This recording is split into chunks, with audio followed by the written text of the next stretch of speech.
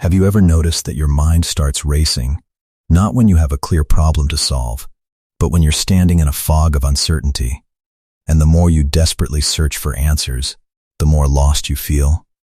That exhaustion isn't a sign of weakness. It's a signal. And if you're willing to listen, what it's trying to tell you might completely change your relationship with your own thoughts. This isn't about fighting your mind or forcing positivity. It's about learning a new language, the quiet language your psyche uses when it's trying to guide you home. If you're ready to understand the real message behind the mental noise, let's begin. Message 1. You are attempting to govern the ungovernable. Let's start here. There is a fascinating pattern to our deepest mental spirals. They almost never emerge in moments of clarity, when the path ahead is lit and your next step is obvious. No, they surge when you're facing a blank page, when the future is a silhouette, when life's rhythm feels just beyond your grasp, and that innate desire for safety feels threatened. In that space of not knowing, the mind revs like an engine pushed into the red. You replay conversations, dissect every option, and mentally fast forward through 100 potential futures. It feels like preparation, but it's something else, an unconscious attempt to use thought as a lever against the tide of time itself. From a psychological perspective, what's actually happening is a subtle expansion of the ego. This isn't about being overly sensitive. It's about a part of you, the conscious, managing self, believing with fierce conviction that it must be the author of every outcome. The ego despises ambiguity. It fears the empty canvas. So when life enters an uncertain chapter, it seizes control, commanding you to figure it all out, to secure a guaranteed result. But here is the profound truth it refuses to accept. Within all apparent chaos, there is a hidden order. Life possesses a coherence that often only reveals itself in retrospect. When the ego strains to command what lies outside its domain, the mind naturally descends into turbulence. You are, in essence, arguing with the fundamental nature of reality. Think of it like this. You're standing at the shore as a wave approaches. Instinctively, you stretch out your arms to halt it. The more you push, the more the water fragments and flows around you, leaving you soaked and exhausted. Overthinking is that same gesture. It is the attempt to use your internal narrative as a dam against the natural flow of existence. The ego is merely a small island of awareness in a vast unconscious ocean. Asking it to predict and control the future is like tasking that island with commanding the seas and the storms. It is an impossible burden, and the strain of carrying it is what we experience as anxiety. I remember a story from a viewer. She endured months of sleepless nights, consumed by the fear of losing her position at work. Her nights were filled with scenarios: corporate restructuring, a disapproving manager, a failed project. She drafted contingency plans and mentally rehearsed disasters. But the exhaustion didn't come from the job. It came from the immense pressure she placed on herself to make the future perfectly safe. She finally said, "I'm not afraid of losing the job. I'm terrified of not knowing what will happen." That is the core. The fear of the unknown. Observe your own patterns. The most intense cycles of thought often occur when your ego is frantically trying to manufacture a sense of security for you. Yet the paradox is absolute. The tighter you clutch, the more everything seems to slip away. What we resist does not disappear, it persists. The more you try to mentally corral the future, the deeper you sink into the quicksand of worry. The future does not yield to the pressure of thought. It unfolds in response to the quality of your presence now. When this truth lands, you begin to see overthinking not as a flaw, but as a gentle, persistent alert. It whispers, "You are trying to hold what cannot be held. You are claiming responsibility for what is not yours to command." The path forward isn't about prediction. It's about participation. Life asks only that you show up, fully, in this step, this breath, this single choice. The ego craves a map of the entire journey. The deeper self only cares about who you are becoming in this very moment. If there is one takeaway from this first signal, let it be this: do not force your mind to perform a task that life itself does not require. Its job is not to predict the winds, but to learn how to set the sail. If this resonates, if you've known those nights of mental churn, trying to secure what feels perpetually out of reach, share a word in the comments below. Sometimes, the simple act of naming the burden begins to lift it. Let this be a space where you can set that weight down even for a moment. Message 2. You have lost faith in your own foundation. When the futile attempt to control external events begins to subside, overthinking often reveals a second, quieter layer. It shifts from what will happen to will I be able to handle it. This is the second signal, a fundamental doubt in your own resilience. When you agonize over a decision, it rarely indicates a lack of intelligence or capability. More often, it points to a quiet disbelief in your capacity to stand firm when circumstances shift. You've forgotten that within you exists a self-regulating intelligence, as innate as your body's ability to heal a wound. In-depth psychology. This core is called the self, the central, organizing principle of the entire psyche. It is your internal compass. But when your connection to this center weakens, you lose your inner footing. You begin seeking certainty from outside sources, the opinions of others, exhaustive pro-con lists, any external validation that promises a faultless answer. You operate under the illusion that with enough analysis, you can find a choice immune to regret. But you are searching for something the external world cannot provide: a perfect, risk-free path. Therefore, overthinking is not a symptom of fragility. It is a reminder, sometimes a desperate one, that you have temporarily misplaced your trust in your own inner authority. Consider the story of David. He spent nearly 2 months paralyzed over whether to accept a new career opportunity. He created spreadsheets, polled his network, sought online advice, and lay awake weighing minute details: commute time, office culture, even the quality of the coffee. Yet, no amount of data brought him clarity. The turning point came when a mentor posed a simple question: what is the true fear beneath all this? After a long silence, David replied, "I'm afraid I'm not as competent as I appear. I'm afraid I'll be exposed." In that moment, he saw it. The overthinking wasn't about evaluating a job. It was a smokescreen for a deeper fear of personal inadequacy. The self always knows the direction of your growth, but when the ego stops trusting this inner guidance, it assumes total responsibility. It overthinks, overplans, and tries to eliminate all risk. In these moments, what you call being careful is often a message. You are operating from a place of self-distrust. Neuroscience mirrors this. When self-trust wavers, the amygdala, your brain's threat detector, becomes hypervigilant. It floods your system with caution signals, making hypothetical dangers feel imminent. This alarm state then hijacks the prefrontal cortex, your center for clear reasoning. You cannot think straight when your biology is whispering danger. Danger. You believe you need more information to feel safe, but the signal is telling you the opposite. You don't need more data. You need more faith. And here is the beautiful correction. Every time you fall into this spiral, you are not failing. You are just tired. You have temporarily forgotten the evidence of your own history, the hundreds of challenges you've already navigated, the past storms you've weathered when you were sure you couldn't. You spend so much energy fearing a future self that doesn't exist, and so little time remembering the resilient self that does. As one thinker put it, I am not what happened to me. I am what I choose to become. That is the whisper beneath the worry. You are not defined by your anxiety, but by your capacity to move forward despite it. You do not need a guaranteed outcome to feel secure. You only need the quiet confidence that whatever comes, you possess the resources to meet it, to adapt, and to continue.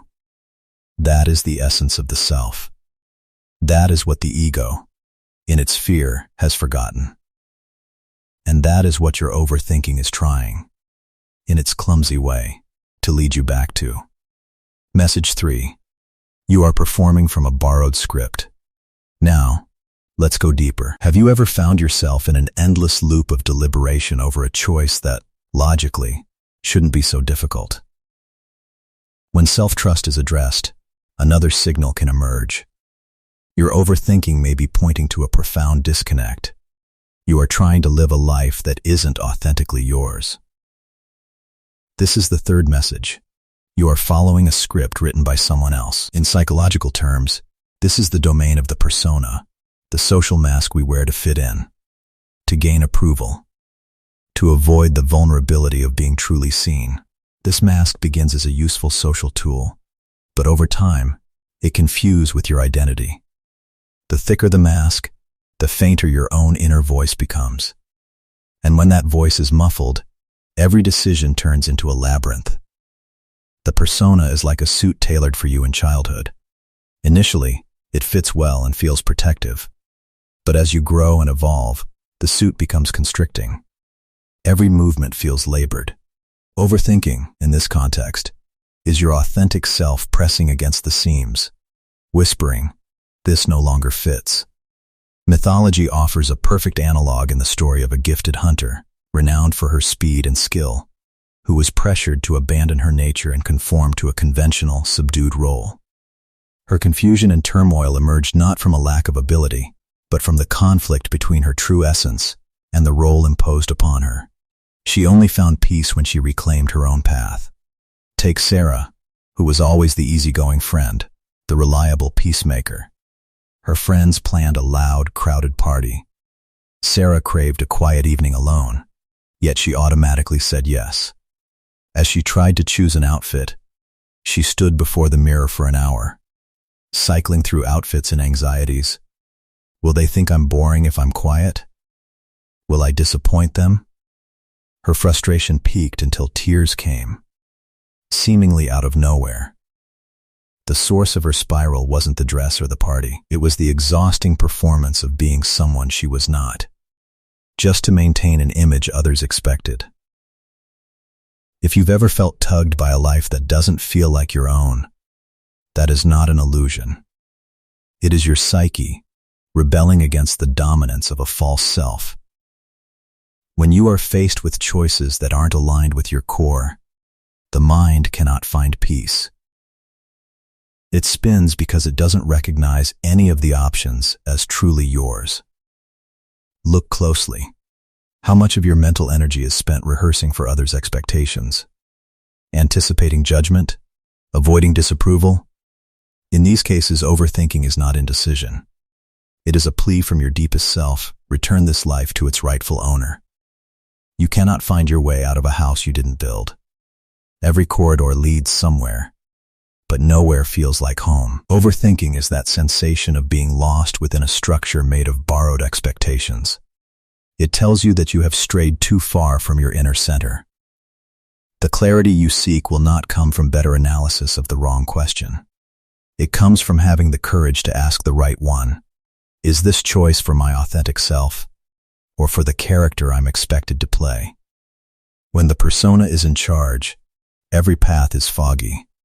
When the self speaks, the way forward simplifies, and the mental noise begins to settle, because its warning has been heard. If this section sparked a moment of recognition, if you felt the weight of a mask you've worn for too long, let that be a signal. Pressing like can be more than support. It can be a small, silent pact with yourself. I am ready to move closer to who I really am. Sometimes, the smallest acknowledgement is the first step toward genuine freedom. Message 4. You have confused yourself with the storm. There is a pivotal, almost invisible moment that pulls you into the vortex. It's not the fear itself. It's the moment you cease to be the observer of your thoughts, and instead become identified with them. This is the fourth signal. You believe you are your thinking. This is what psychologists call ego identification. The thoughts that arise in your awareness are mistaken for your total identity. You say, "I am anxious," as if the anxiety is the entirety of who you are, rather than a passing weather pattern in your inner sky. One of our most fundamental misunderstandings is believing that the voice in our head is the master, rather than just a commentator. As the Swiss psychiatrist Carl Jung noted, your vision will become clear only when you can look into your own heart. Who looks outside, dreams. Who looks inside, awakes. Overthinking accelerates when you stop looking inward and instead get hypnotized by the internal noise. You allow transient thoughts to crown themselves as monarchs of your reality. Imagine yourself standing on a bridge over a busy highway. Cars, your thoughts, speed past in a constant, noisy stream. You wouldn't leap into that traffic to stop the cars. You simply watch them pass. Thoughts are the same. They are mental events. Overthinking occurs when you forget you're on the bridge. You jump into the lanes and are swept away, trying to wrestle with each vehicle. It's a battle you cannot win. I recall a man in a workshop who shared that every time his partner was briefly unresponsive, a late text, a quiet moment, his mind would instantly fabricate a narrative of rejection, infidelity, or fading love. 10 catastrophic theories in as many seconds, each feeling utterly real. Yet, the reality was often mundane. His partner was driving, or in a meeting. The turmoil wasn't about the relationship's truth, but about his instant fusion with his hypothetical thoughts. He wasn't observing the thought, he was being consumed by it. The signal here is clear. You have forgotten your role as the witness. The witness is not affected by the content of the thought. It simply acknowledges its presence. From this vantage point, thoughts continue to come and go, but they lose their power to dictate your emotional state or your actions. True consciousness arises when we can see thoughts as psychological phenomena, like clouds in the sky, not as absolute truths about ourselves or our world. You overthink not because a situation is overwhelmingly complex, but because you are viewing it through the narrow, frightened lens of the ego, rather than from the spacious awareness of the observing self. The self doesn't chase thoughts. It doesn't argue with them. It rests in a quiet knowing. And if you pause, even briefly, you'll notice it. Between two thoughts, there is always a gap. A tiny space of silence. Overthinking makes you miss that space, but it is precisely within that silence that you encounter your true nature, the part of you that is still, unchanging, and untouched by the mental drama. When you touch this still point, you realize peace isn't found by silencing the mind. It's found by ceasing to identify with its chatter. You are not the storm. You are the sky that holds it.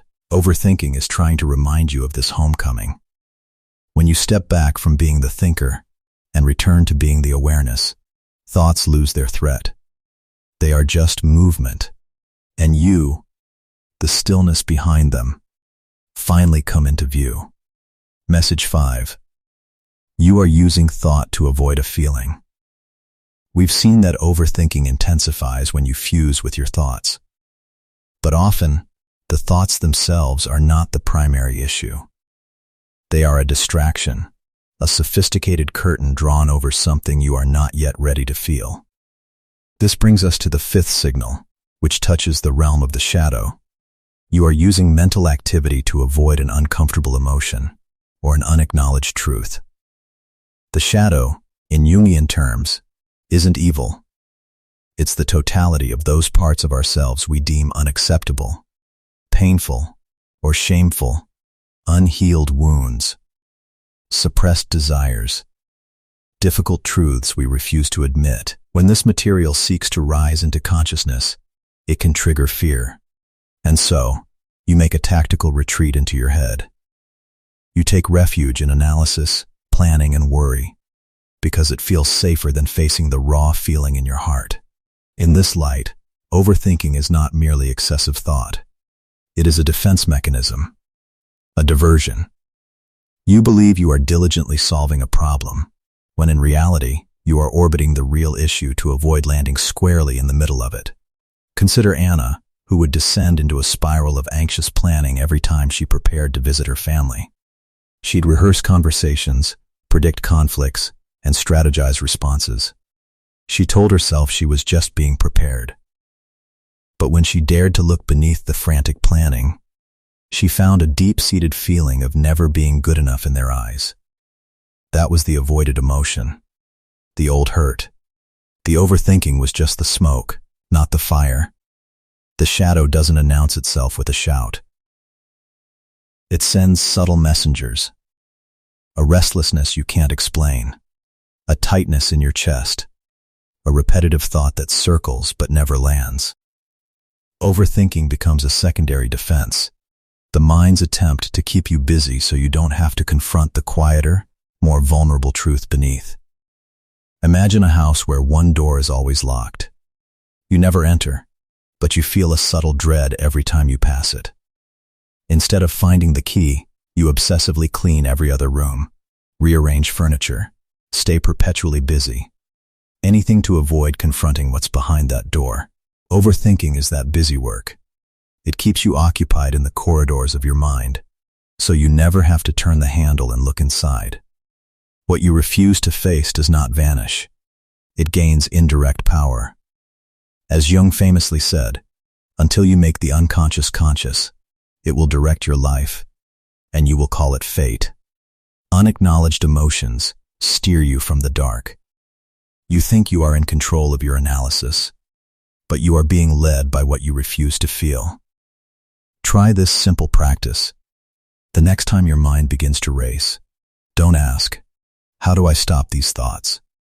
Instead, gently ask, "What am I trying not to feel right now?" Place a hand on your heart, take one slow breath, just listen. You may be surprised at what softly steps forward: a loneliness, a grief, a fear of abandonment, a suppressed anger. The shadow doesn't require analysis, it craves acknowledgement. A simple, internal, "I see you, I feel you." In that moment of compassionate recognition, the compulsive thinking often begins to dissolve. Its job, to distract you, is done. The energy returns to its rightful owner, the feeling that needs your attention. The signal is clear. There is something you are avoiding. It won't disappear through ignorance. It softens only when you are brave enough to look beneath the layer of thought. When you listen to the real emotion, the thoughts no longer need to scream for your attention. The spiral can finally unwind. Healing begins not in avoidance, but in the courageous act of turning toward what is truly there. Message 6. You have abandoned the present moment. This leads us to a critical realization. Have you noticed that answers never seem to arrive in the midst of a frantic mental chase, but often in a moment of pause, in the shower, on a walk, in the space between tasks? That's because during overthinking, you have physically left the building. You have vacated the present moment without realizing it. This is the sixth signal. You are living in a hypothetical future, and your psyche has lost its grounding. Psychological energy must be rooted in what is here. When it flees the present to camp out in imagined futures, the mind loses its equilibrium. It's like a gyroscope wobbling off its axis. The more you seek certainty by forecasting, analyzing, and predicting, the further you drift from the only point of power you ever have. Now, Jung captured this with the concept of psychic energy, or libido.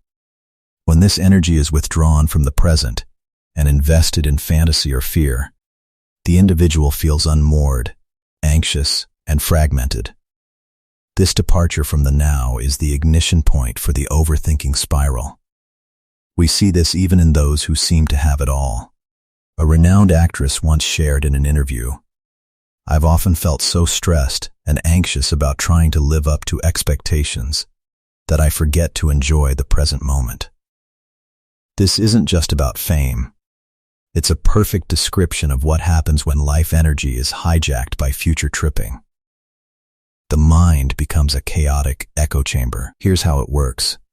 Overthinking pulls you away from the solid ground of your current reality and sends you wandering through phantom landscapes. You trek through imagined failures, build mental monuments to potential losses, and rehearse conversations that may never happen.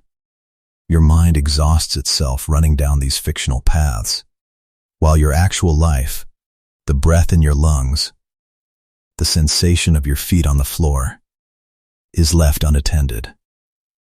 Picture your mind as a traveler dragging an enormous, overstuffed suitcase through an airport. Every what-if scenario is another heavy object you cram inside. You believe you're packing for every contingency, but you're just making the journey unbearably heavy.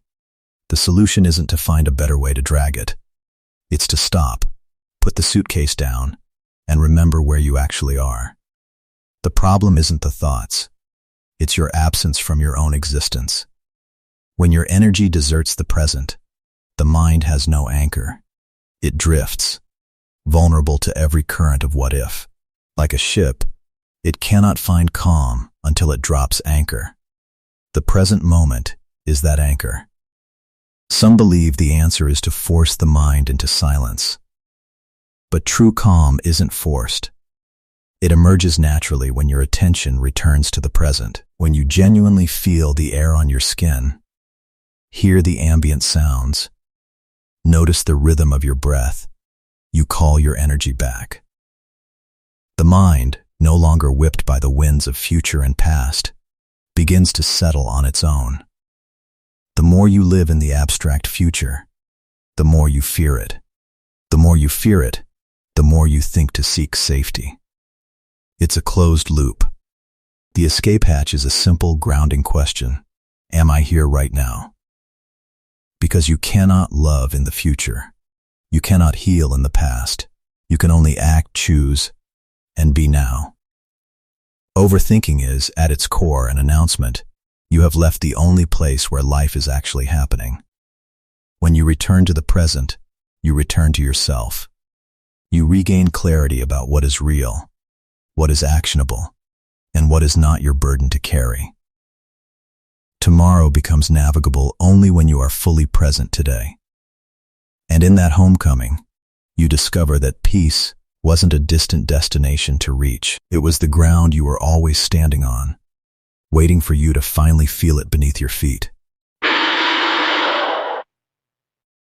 Message 7. You are approaching your life as a puzzle to be solved.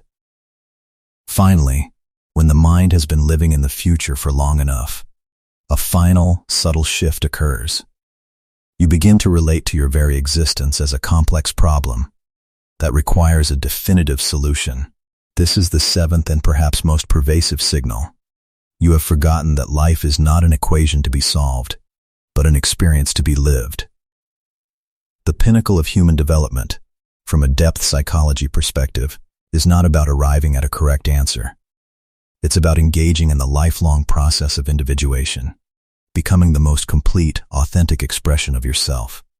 Overthinking is the very force that pulls you off this experiential path and onto the sterile sidelines of analysis. The more you dissect life, the more you delay living it.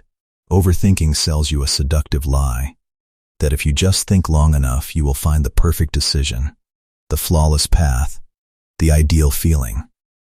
But this pursuit of perfection is an ego illusion. The ego, feeling fragile, craves the impossible guarantee.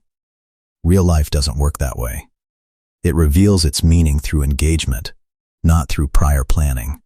As Jung reflected, knowledge rests not upon truth alone, but upon error also.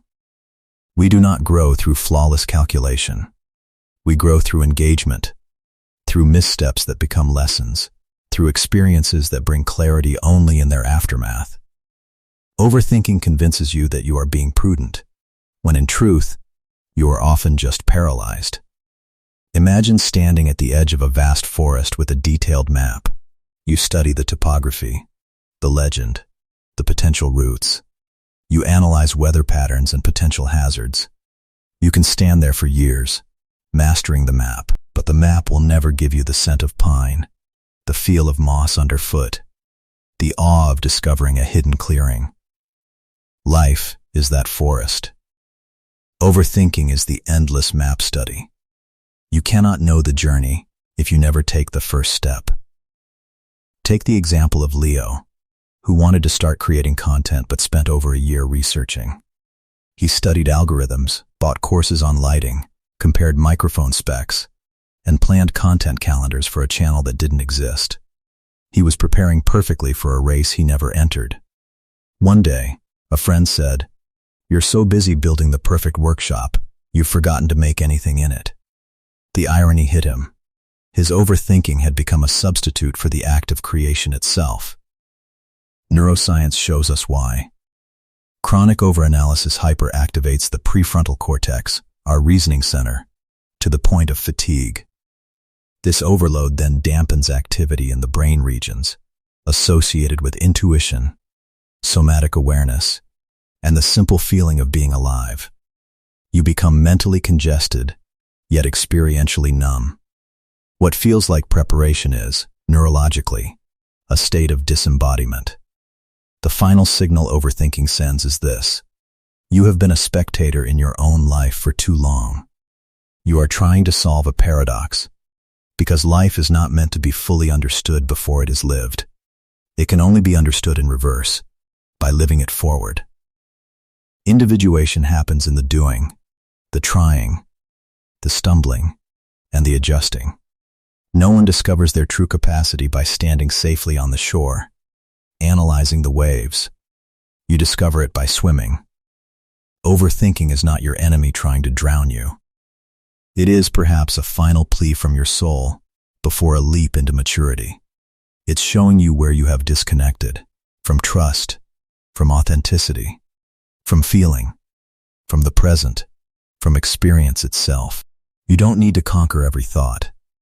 You simply need to listen for the deeper message beneath the noise. Behind every worry loop is a meaning your mind cannot articulate in words. It waits only for you to pause, to breathe, and to hear it. If this exploration brought you a moment of clarity, a sense of being understood, or a feeling of relief, share it with someone who might need to hear it. And if you wish to continue this journey of understanding the deeper language of your own mind, consider subscribing. This isn't about escaping thought. It's about returning to your life with more presence, more authenticity, and a quieter, truer version of yourself than you've known before.